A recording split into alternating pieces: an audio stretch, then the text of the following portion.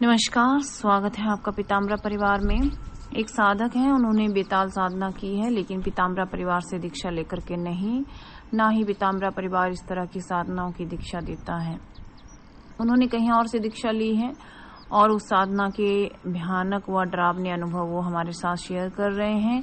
उन्हीं पर यह वीडियो है। अगर आपको ये वीडियो अच्छी लगे तो लाइक और शेयर कीजिए। इनका नाम है धीरज श्रीवास्तव और इनको प्यार से लोग धीरू कहते हैं और ये शिमला से हैं। इन्होंने अपना अनुभव भेजा है और उसी पर यह वीडियो है। अगर आपको ये वीडियो अच्छी लगे तो आप जरूर लाइक कीजिएगा। ये लिख रहे हैं, प्रणाम माँ, मैंने आपको कई बार मेल किया लेकिन आपने मेरे मेल का उत्तर नहीं दिया, तो मैंने सोचा आपको व्हाट्सएप ही कर लेता हूँ। मैं पीताम्बरा परिवार का सब्सक्राइबर हूँ और मैंने एक बेताल साधना की है और मैं शिमला से हूँ। मेरा नाम धीरज है।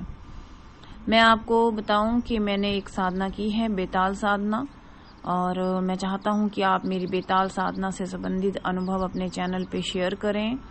मैंने ये दीक्षा कहीं और से ली है, क्या आप फिर भी मेरे अनुभव शेयर कर सकती हैं अपने चैनल पर?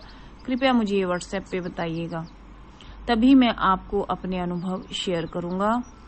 ये उन्होंने पहला व्हाट्सएप हमें किया था, फिर हमने इन्हें रिप्लाई किया था कि जी हाँ, आपके अनुभव शेयर किए जा सकते हैं, बशर्ते इससे पहले यदि आपने कहीं और पर अपने अनुभव शेयर नहीं किए हैं तो फिर इन्होंने हमें व्हाट्सएप किया और लिखा कि बहुत बहुत शुक्रिया माँ, आपने मेरी रिक्वेस्ट स्वीकार की। मैं शिमला से हूँ, मेरा नाम धीरज है और मैंने बेताल साधना की है, उसी की मैं आपको अनुभव लिख रहा हूँ। आप अपनी आवाज़ में अपने अनुभव शेयर कर देना और उस पर वीडियो बना देना। अब उन्होंने लिखा है कि ये बात 2017 की है, तब मैं कहीं से दीक्षा ली है। मैं किसी को वैसे गुरु बनाया नहीं था, मैंने एक YouTube चैनल से ही बेताल साधना को उठाया और उठा करके मैंने वो किया। मैंने किसी अभिमंत्रित सामग्री का उपयोग नहीं किया है और बेताल साधना ये कोई सात्विक साधना रासिक नहीं थी, ये एक तामसिक साधना थी। लेकिन मेरे मन में जिज्ञासा थी कि मैं करना चाहता था इस क्षेत्र में कुछ, तब मैंने ये साधना शुरू की थी। मैंने जब ये साधना शुरू की तो मुझे पहले, दूसरे, तीसरे, चौथे, पांचवें, छठे दिन तक कोई अनुभव नहीं हुआ, कुछ नहीं। फिर मैंने सोचा ये साधना करना बेकार है और मैंने गुस्से में अपनी माला तोड़कर फेंकी कमरे में और मैं सो गया। जब मैं सो गया तो मुझे किसी ने आकर के, मेरे कमरे में ही कोई आया और उसने मेरा गला दबा दिया। मैं सो रहा था और किसी ने मेरा जोर से गला दबा दिया और मैं सांस भी ठीक से नहीं ले पा रहा था। मुझे लगा कि हजारों टन वजन मेरे ऊपर रख दिया है। मुझे सांस नहीं आ रहा था और मैं जोर जोर से चिल्लाने की कोशिश कर रहा था, लेकिन मेरी आवाज नहीं निकल रही थी। और ये स्थिति ना जाने कब तक रही, किस समय से किस समय तक रही, वो मुझे नहीं पता, लेकिन मुझे लगा कि वो पीरियड काफी लंबा था और मैं मरते मरते उस समय बचा। फिर उसके बाद जब ये घटना घटी, काफी देर बाद मैं उठकर बैठा, काफी हाथ पांव मैंने मारे और मैंने लाइट जलाया। फिर मैंने देखा कोई नहीं है बाहर। मेरी मम्मी कमरे में सो रही हैं क्योंकि मेरे पापा नहीं हैं, हमारे घर में 4 ही कमरे हैं। तो मैंने अपनी मम्मी को उठाया और पानी देने के लिए कहा। मैं पूरा पसीने से तर था। मम्मी ने कहा कि क्या हुआ है, क्या तबीयत खराब है? मैंने कहा नहीं, मुझे बस पानी पीने को दो। मैंने कहा क्या कोई घर पे आया था? तो मम्मी ने कहा कि रात को 1 बजे घर पे कौन आएगा, तेरा दिमाग खराब है, जा और जा करके सो जा। मैं अपनी हालत मम्मी को बताना चाहता था, लेकिन वो नींद उन्हें काफी आ रही थी और वो मुझे सोने के लिए बार बार कहने लगी। मैं जा करके फिर सो गया, लेकिन मुझे अपने कमरे में डर लगा। फिर से मैं उठ के आया और अपनी मम्मी के पास ही बैठ गया। अचानक से मम्मी की नींद खुली और वो जोर से चिल्लाई और कहा, तू क्यों यहाँ पे बैठा है? मैं डर गई तुझे देखते ही। मैंने कहा कि मुझे नींद नहीं आ रही है, तो सोचा आपके पास जाकर के ही बैठ जाऊं। माँ ने कहा तू इस तरह से व्यवहार करेगा तो मुझे बुरा लगेगा, जा और जा कर के सो जा। मैं फिर कमरे में गया और जा कर के सो गया। सोने का मैं अभी प्रयास कर ही रहा था तो मुझे आभास हुआ किसी ने मेरा कंबल झटक दिया। मैंने लाइट ऑन रखा था क्योंकि मैं डरा हुआ था, तो मैंने देखा कि कोई भी नहीं है कमरे में। फिर मेरा कंबल किसने झटक दिया। मैं फिर से पसीना पसीना हो गया और मैं जाकर के फिर मम्मी के कमरे में बैठ गया। मम्मी ने कहा तू क्यों मेरी नींद खराब कर रहा है। इस तरह से मम्मी ने मुझे और भी कुछ बातें कही और मुझे फिर से अपने कमरे से बाहर कर दिया। मैं आया, फिर अपने कमरे में सो गया। फिर तीसरी बार मैंने वो कंबल नहीं लिया, मैंने एक चादर ली और उसको ओढ़ लिया और मैं सोने का नाटक मात्र कर रहा था, क्योंकि नींद किसे आ सकती है जिसके साथ ये सब हो रहा हो। तो मुझे तो नींद बिल्कुल नहीं आ रही थी, लेकिन मैं सोने का नाटक करने लगा तो किसी ने मेरी चादर भी खींच करके झटक दी और कमरे में एक कोने में फेंक दी। अब तो मेरी हालत पतली हो गई थी, काटो तो मानो खून नहीं। मैं फिर से भागा और मम्मी के पास जा करके बैठ गया। माँ ने देखा मैं फिर आ गया हूँ। माँ ने कहा क्या बात है, कोई बात है तो बता दे मुझे। क्या तुझे पैसे वैसे चाहिए, कोई तुझे तंग कर रहा है, कोई प्रॉब्लम है, कुछ है क्या, बता मुझे। मैंने जैसे ही बताने के लिए मुंह खोला, मेरा मुंह ही नहीं खुल रहा था। मेरी बात मतलब मुंह से बाहर नहीं निकल रही थी। माँ ने कहा कि जल्दी बता क्या चाहिए, मुझे नींद आ रही है। मैंने इशारे से कहा कि मैं आपके पास सोना चाहता हूँ। तो माँ ने कहा कि ठीक है तो यहाँ सो जा। मैं वहीं पे सो गया। तब मेरी जाकर के जान बची। अगले दिन जब मैं उठा तो 8 बज चुका था दिन का। माँ ने मेरे लिए चाय बनाई थी, मैंने चाय पी। मतलब मैंने चाय पीने के लिए गिलास पकड़ा और कांच का वो गिलास था और मैं उसमें ज़मीन पर बैठा हुआ था, क्योंकि मेरी हालत इतनी पतली थी कि मुझे कुछ समझ नहीं आ रहा था। मैं ज़मीन पर ही बैठा हुआ था। मैंने चाय के एक सिप लिया, दूसरा सिप लिया और वो गिलास अपने पास रखा था साइड में, मतलब मैं ज़मीन से उठा करके सिप ले रहा था।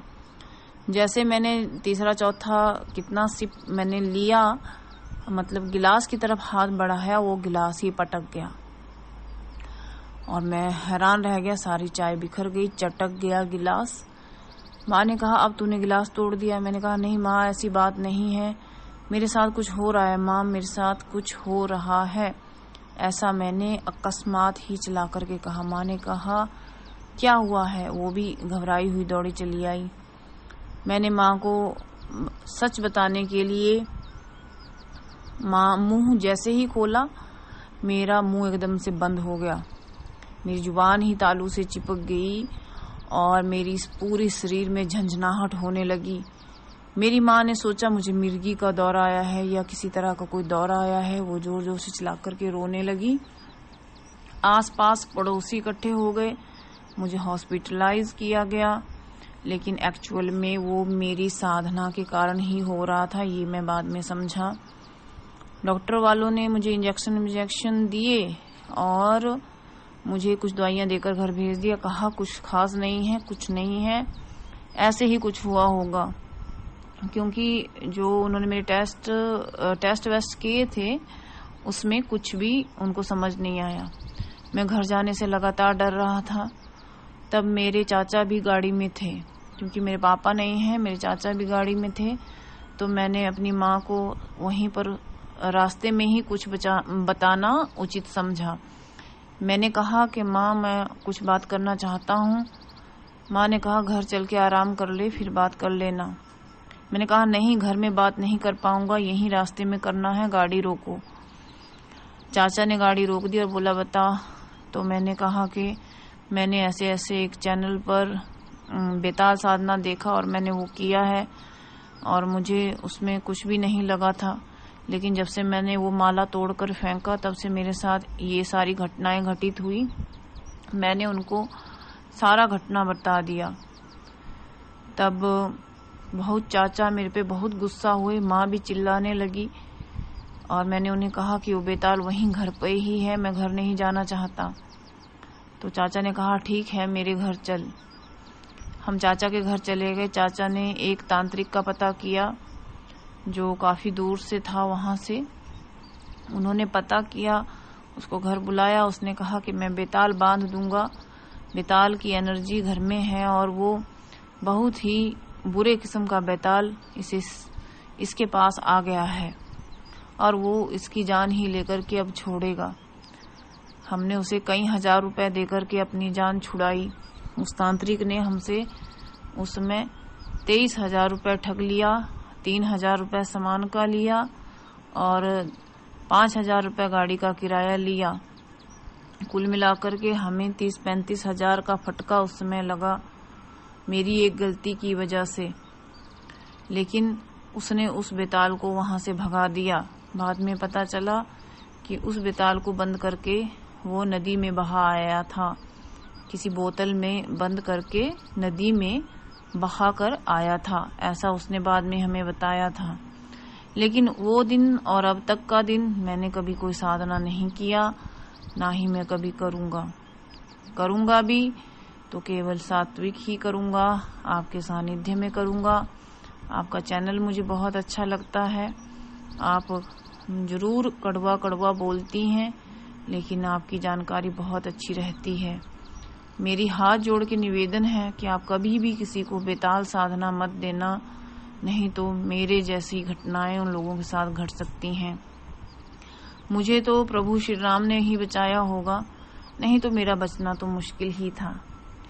मेरी माँ कहती है कि मैंने कुछ पुण्य कर्म किए होंगे जो तेरी जान बची है।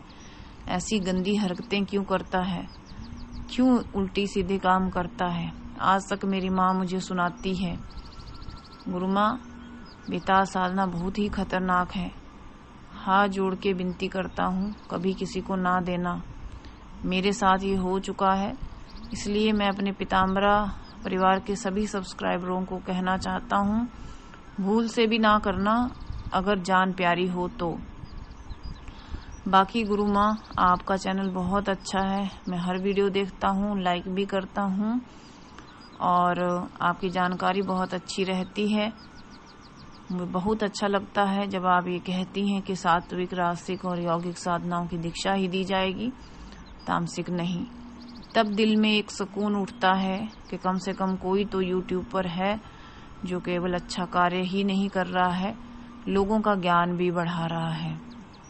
इसके लिए आपका बहुत धन्यवाद।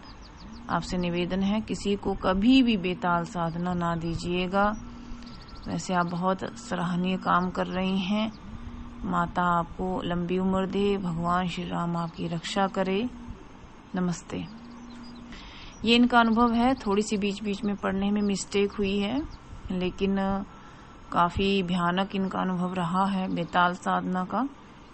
लेकिन कई बार हम अपने वीडियोस में भी कहते हैं कि किसी का भी कोई वीडियो देख करके, कोई बुक ला करके कहीं से या कुछ भी सुन करके कोई चीज घर में ट्राई नहीं करना चाहिए, क्योंकि अगर कोई अनहोनी हो जाती है तो उसका रिस्पॉन्सिबल कौन है, ये इस वीडियो के माध्यम से आपको पता ही चल गया होगा।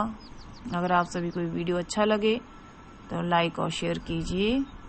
धन्यवाद, धन्यवाद, धन्यवाद।